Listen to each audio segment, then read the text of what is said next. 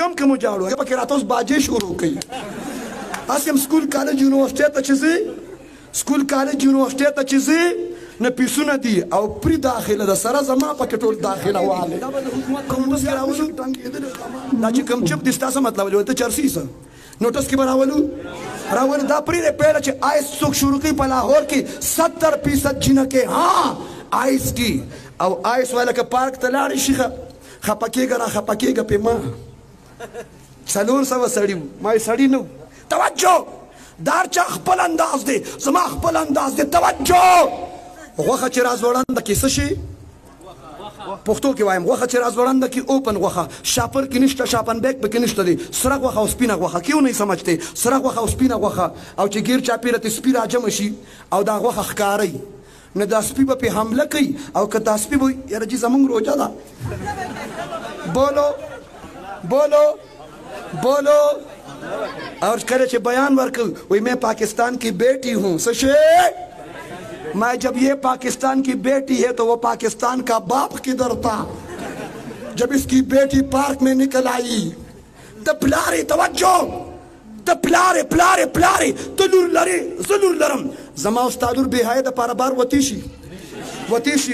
او زه یو خبره کوم ټیک ټاکره پاحشه لغړه خزا د پاکستان بیٹی کی دی شي 007 د پاکستان بیٹی کی دی شي کم جاړو یو پکې راته اوس باجې شروع کوي هسې هم سکول کالج یونیورسټۍ ته چې ځې نه پیسونه دي او پرې داخله ده سره زما پکې ټول داخله والی که مولیان نشي ټنګېدلی ډمان خو به شو که نه بهرحال پښتو د حیا درس ورکوي اسلام د حیا درس ورکوي وایا پښتو کې هم غیرت دی اسلام کې پښتو کې ډمتوب شته مړه وایه که نه پښتو کې ډمتوب شته چې لا یو سړی دا وایي ولې پښتانه ډمان نه دي څه ولې پښتون نه توجه یو لغوي معنی واخله مولوي صاحب ډم دې ته وایي ډم د ډاګ نه وتې لفظ دی چې په ډاګ خبره کوي په میدان داسې یو ښه معنی وکړه په میدان چې جاري باري وي ډاګ ډم بهرحال دا هر چا خپل څوک زه یو ځل راتلم یو ځای کې چاود رولم پټکې مې ګیره مې ده زما مزاج کې پنیر دا ډېرې خبرې چې وایرل شوي ما سې دللکي کوم زه گپ شپ لګوم نه زما پټکې هم د ګیره هم ده چې ما ته یې وکړت ما ته یې څه کار کوې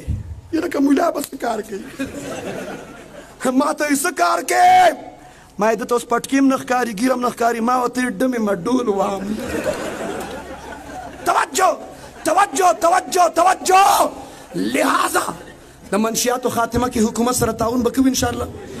او پیله چې آیس شروع کوي چرس شروع کوي راکه یو دم ولګو یو دم کش واخله کش راکه وسکه چې وسکم پیله پیشنی بیا پیله مستی بیا مجبوري شي اور خاتمه به کوي انشاءالله د منشیاتو خیبر پښتونخوا به د منشیاتو نه پاکو اور